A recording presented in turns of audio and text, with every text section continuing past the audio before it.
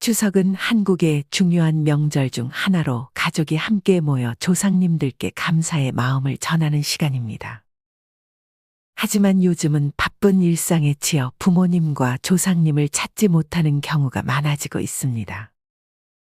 벌초는 그저 산소를 정리하는 행위가 아니라 가족의 전통을 이어가고 조상님들에 대한 예의를 지키는 소중한 순간이기도 합니다. 그런데 만약 자식들이 이런 시간을 잊고 살게 된다면 부모님의 마음은 어떨까요? 정씨 할아버지는 올해도 어김없이 벌초를 준비했습니다. 추석이 다가오면 자연스럽게 자식들이 모여 함께 벌초를 하던 때가 엊그제 같은데 이제는 그날이 오히려 낯설게 느껴졌습니다. 언제부턴가 자식들은 각자의 생활에 바빠졌고 하나둘씩 내려오지 않기 시작했습니다. 하지만 할아버지는 여전히 자식들을 기다렸습니다. 자식들과 함께 산소를 정리하고 함께 웃고 떠들며 음식을 나누던 시간들이 그리웠기 때문입니다. 몇 해 전까지만 해도 자식들은 한두 명씩이라도 할아버지를 돕기 위해 고향을 찾곤 했습니다. 산길을 오르며 큰아들은 늘 앞장서서 나뭇가지를 치우고 둘째는 낫지를 하며 잡초를 정리했습니다. 막내는 손주들과 함께 뒤에서 도구들을 챙기며 화기애애한 분위기를 만들었죠. 그럴 때마다 할아버지는 마음속 깊은 곳에서 차오르는 행복감을 느끼며 자식들과 손주들을 자랑스러워했습니다. 그런데 언제부터인가 그런 시간이 점점 줄어들기 시작했습니다. 작년 추석, 할아버지는 혼자 산소를 찾았습니다. 자식들에게 전화를 걸어도 바쁜 핑계와 사정만이 돌아왔습니다. 큰아들은 회사 업무 때문에, 둘째는 아이들 학원과 일정 때문에, 막내는 갑작스러운 출장 때문에 오지 못했습니다. 할아버지는 실망스러운 마음을 감추며 괜찮다. 내가 혼자 다녀올 테니 걱정 말아라. 라고 했지만 마음 한구석이 텅 빈 듯 허전했습니다. 이번에도 할아버지는 혼자 벌초를 하러 산소로 향했습니다. 지팡이의 의지에 천천히 산길을 오르며 예전에 즐겁고 따뜻했던 기억들을 떠올렸습니다. 자식들이 함께 웃으며 나란히 걸어가던 그 길이 이제는 너무나도 쓸쓸하게 느껴졌습니다. 애들이 바쁘니까 이해해야지. 그래도 한 번쯤은 내려와 주면 좋을 텐데. 할아버지는 혼잣말로 중얼거리며 애써 마음을 다잡았습니다. 산소에 도착하니 작년보다도 풀이 무성하게 자라 있었습니다. 할아버지는 천천히 낫을 들고 잡초를 베기 시작했습니다. 예전에는 큰아들이 힘차게 낫질을 하고 둘째가 삽으로 묘 주위를 정리해 주었는데 이제는 모든 것이 혼자 해야 할 일로 남아 있었습니다. 할아버지는 그리운 마음에 몇 번이나 손을 멈추고 묘를 바라보았습니다. 조상님, 자식들이 못 찾아와도 너무 섭섭해하지 마세요. 다들 바빠서 그런 거니 이해해 주시길. 할아버지는 조심스럽게 속삭이며 다시 낫을 들었습니다.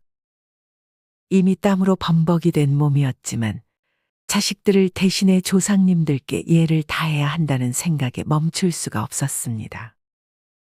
비록 혼자서 하는 일이었지만 할아버지는 정성을 다해 산소를 정리했습니다. 며칠 후 할아버지는 자식들에게 한 번 더 연락을 해보기로 했습니다.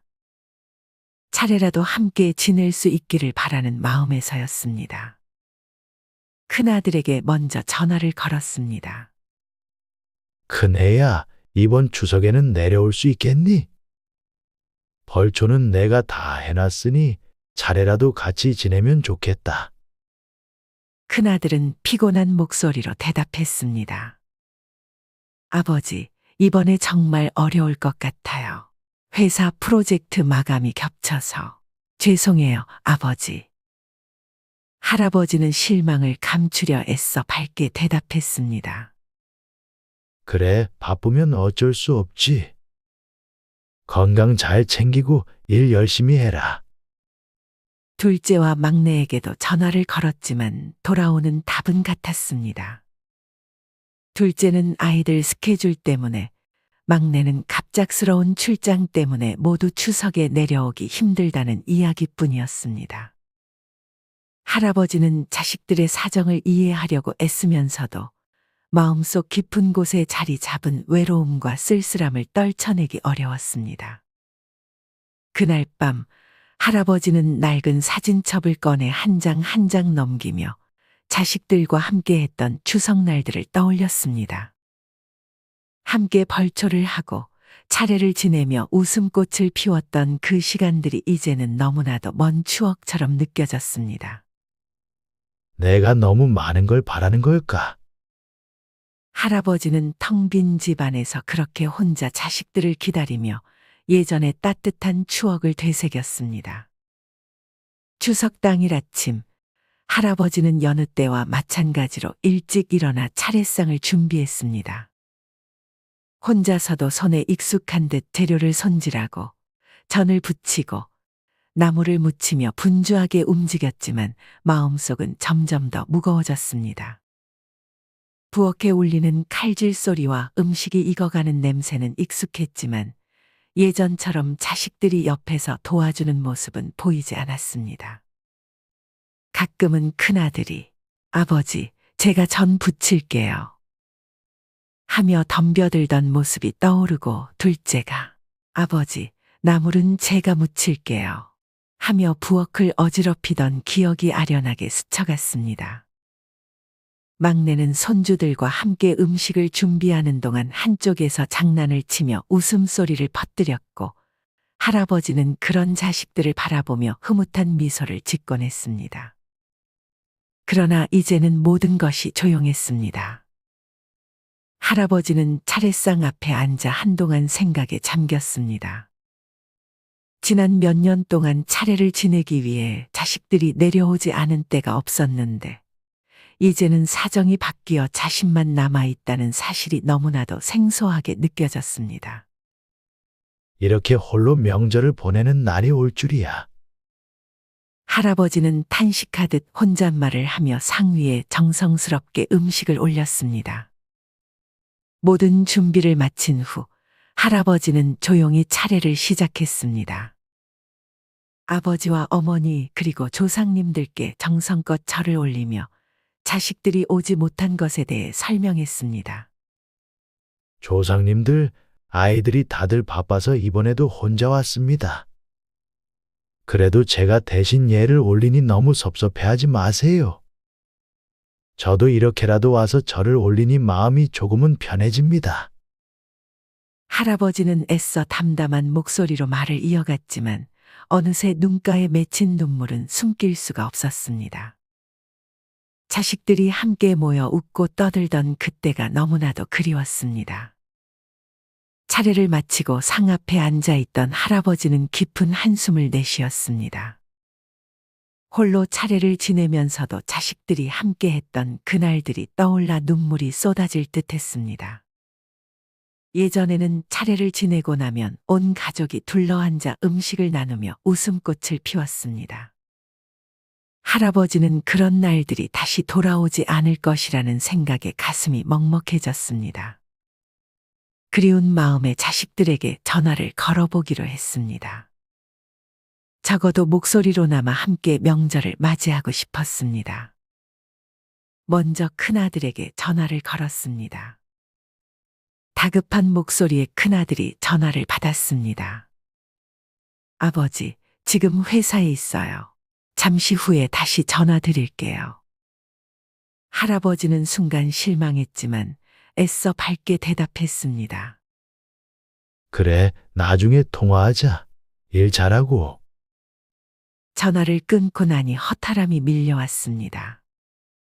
곧이어 둘째와 막내에게도 전화를 걸어보았지만 그들 역시 바쁜 일정을 핑계로 짧은 인사만을 나눌 수 있었습니다. 둘째는 아이들을 학원에 데려다 주느라, 막내는 아직 출장 중이라며 미안하다는 말을 반복했습니다.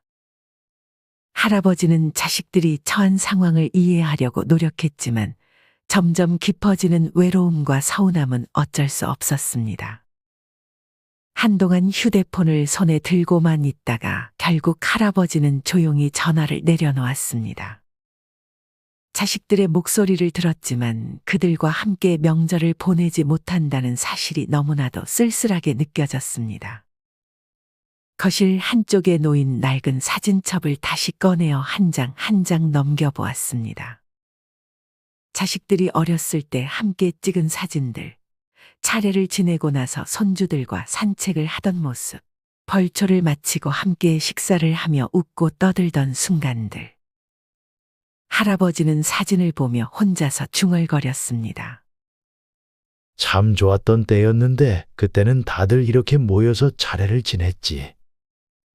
지금은 바빠서 못 오지만 언제 또 이런 날이 다시 올 수 있을까? 할아버지는 사진 속 가족들의 얼굴을 한참 동안 바라보다가 조용히 사진첩을 덮었습니다. 눈물이 핑 돌았지만 애써 참아내며 혼자 상위에 남은 음식을 정리했습니다. 할아버지는 자식들이 바쁜 이유를 이해하려고 애썼지만 여전히 마음속 깊은 곳에서는 자식들이 그리워 애타게 기다리고 있었습니다. 그날 저녁 할아버지는 혼자 작은 술잔을 채우며 조상님들께 다시 한번 속삭였습니다. 조상님들, 제가 외롭긴 하지만 다들 잘 살고 있으니 그거면 됐지요. 그래도 다음엔 꼭 한번 자식들이랑 함께 모여 차례를 지낼 수 있길 빌어봅니다. 부디 아이들 건강하게 지켜봐 주세요. 할아버지는 그렇게 조용히 기도하며 자식들이 다시 모일 날을 기다렸습니다. 집안이 텅 비어 있는 것처럼 느껴졌지만 그럼에도 자식들이 잘 지내고 있기를 바라는 마음으로 밤하늘을 바라보았습니다.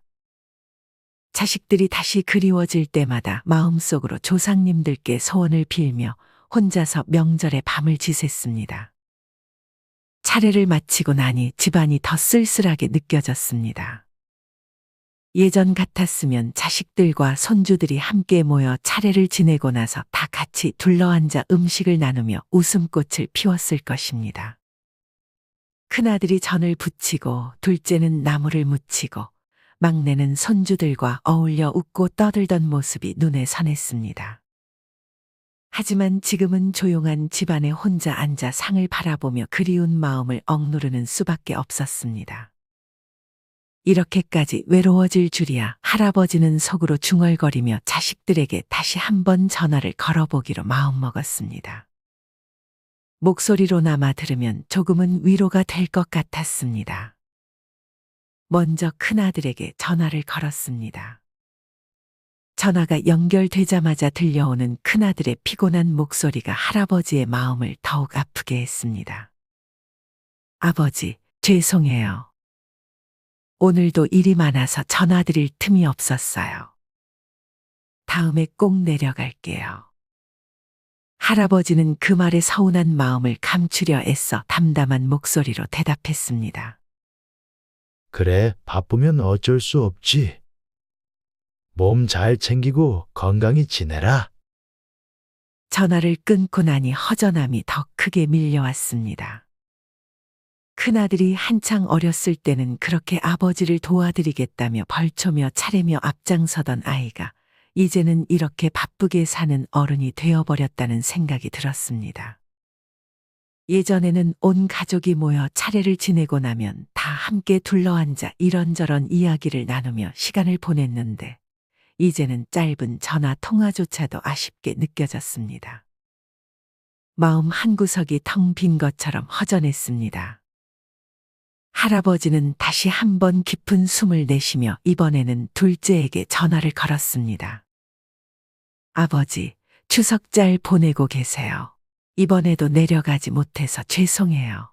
애들 학원 일정도 있고 이번 주말에도 일이 있어서 시간이 나질 않네요. 할아버지는 둘째가 보내온 변명에 마음이 답답해졌지만 차마 속마음을 드러낼 수는 없었습니다. 그래, 애들 챙기느라 바쁘겠지. 다음에 시간 되면 한번 보자. 둘째와의 통화도 금방 끝나버렸습니다. 자식들이 이해가 안 되는 것은 아니었지만 아무리 이해하려고 해도 그 빈자리가 크게 느껴져 더욱 쓸쓸했습니다. 예전에는 둘째가 차례 준비를 도와주겠다며 이리저리 바쁘게 움직이던 모습이 떠올랐습니다. 그때는 가끔 엉성하게 일 처리를 해서 혼내기도 했었지만 그런 시간들마저도 그리워질 줄은 몰랐습니다. 할아버지는 이번에는 막내에게 전화를 걸었습니다.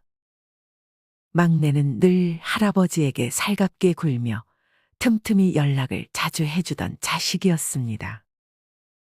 하지만 이번에는 전화를 받지 않았습니다. 갑작스럽게 잡힌 출장이라고 했던 게 생각나서 할아버지는 고개를 끄덕이며 어쩔 수 없지 하고 중얼거렸습니다. 휴대폰을 내려놓고 나니 더 큰 허전함이 밀려왔습니다. 자식들이 바쁘고 각자의 삶이 있으니 이해해야 한다는 것을 알면서도 마음속 허전함은 쉽게 사라지지 않았습니다. 내가 너무 많은 걸 바라는 걸까? 할아버지는 거실 소파에 앉아 한동안 멍하니 창밖을 바라보며 생각에 잠겼습니다. 자식들이 자라서 어른이 되고 그들의 삶을 살아가고 있다는 것은 자랑스러운 일이지만 그럴수록 자신이 점점 더 멀어져가는 기분이 들었습니다. 예전에는 명절이 되면 집안 가득 울려 퍼지던 아이들의 웃음소리와 자식들이 함께 준비하며 떠들던 목소리가 사라진 지금 할아버지는 이 조용한 집안에서 더 깊은 외로움을 느꼈습니다. 벌써 몇 년째 홀로 차례를 지내고 혼자서 명절을 보내는 이 시간이 너무 길게 느껴졌습니다. 그래도 자식들이 건강하게 잘 지내고 있다는 것만으로도 감사해야 한다고 스스로를 다독이며 할아버지는 다시 한번 깊은 한숨을 내쉬었습니다. 차례를 마치고 나서 한동안 상 앞에 홀로 앉아있던 할아버지는 점점 화가 치밀어 오르는 것을 느꼈습니다. 자식들이 이번에도 모두 바쁘다는 이유로 추석에 내려오지 않는다는 사실이 너무나 서운하고 답답했습니다. 예전에는 그저 자식들이 바쁘다며 스스로를 위로하고 이해하려 했지만 이번에는 도저히 참을 수가 없었습니다. 내가 이렇게 나이가 들어 힘들게 벌초도 하고 차례상까지 혼자 차려야 하는 게 말이 되나? 자식들이 이 정도로 나를 외면해도 되는 건가? 할아버지는 속에서부터 끓어오르는 분노를 느꼈습니다. 잠시 상 앞에 앉아있던 할아버지는 더 이상 참을 수 없다는 생각에 자리에서 일어나 자식들에게 다시 전화를 걸기로 했습니다. 먼저 큰아들에게 전화를 걸었습니다. 전화가 연결되자마자 들려오는 큰아들의 피곤한 목소리가 할아버지의 마음을 더욱 아프게 했습니다. 아버지, 죄송해요. 내년에 꼭 내려갈게요. 큰아들은 변명하듯이 말했습니다. 할아버지는 그의 말을 끊고 단호하게 대답했습니다.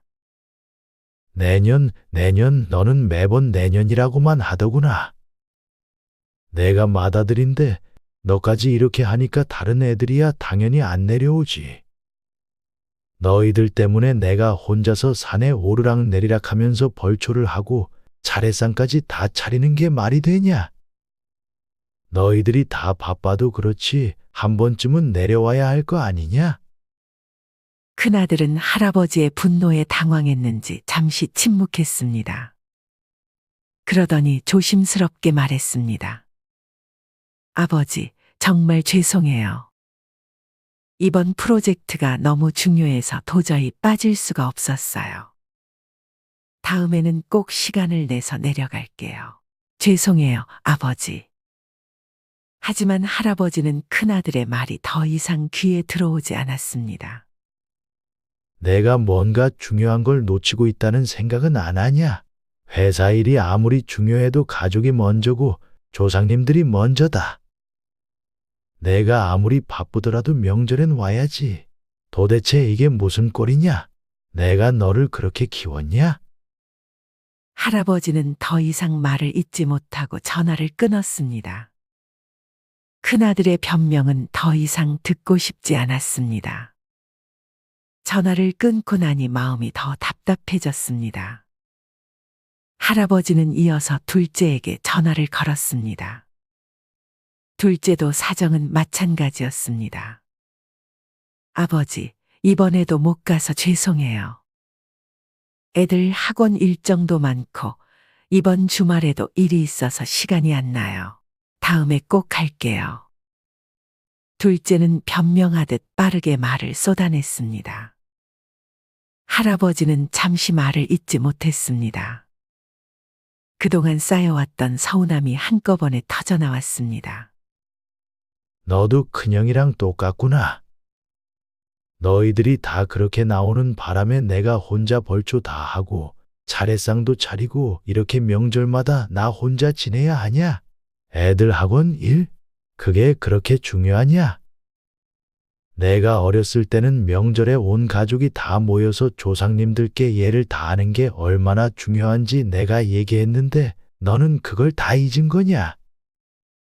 둘째는 난감한 듯 아무 말도 하지 못했습니다.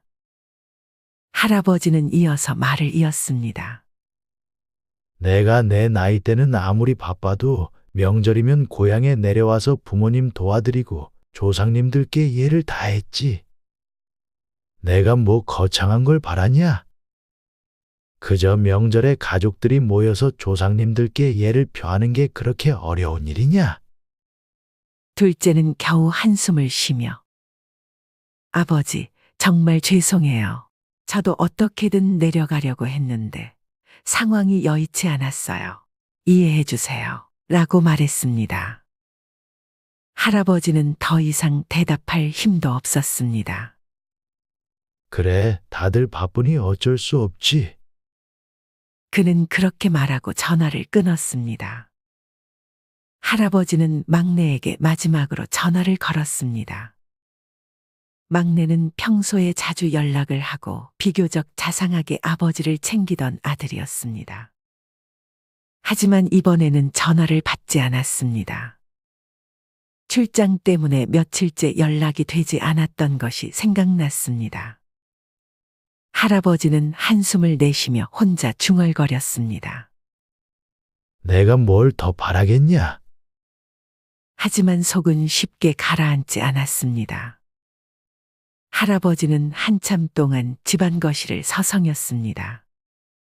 자식들이 바쁜 건 알겠지만 명절조차 이렇게 혼자 보내야 한다는 현실이 너무나도 서글펐습니다. 내가 뭐 대단한 걸 바라냐? 그저 명절에 얼굴 보고 조상님들께 예를 갖추는 것뿐인데. 할아버지는 이렇게 혼잣말을 하면서도 자식들에 대한 서운함과 원망이 가슴속에서 가라앉지 않았습니다. 분노가 가라앉지 않아 집안 여기저기를 오가며 혼자 중얼거렸습니다.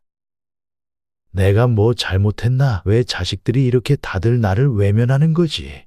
할아버지는 마음속의 분노를 억누르며 자식들이 다시는 이런 일을 반복하지 않길 바라는 마음으로 손을 모아 기도했습니다.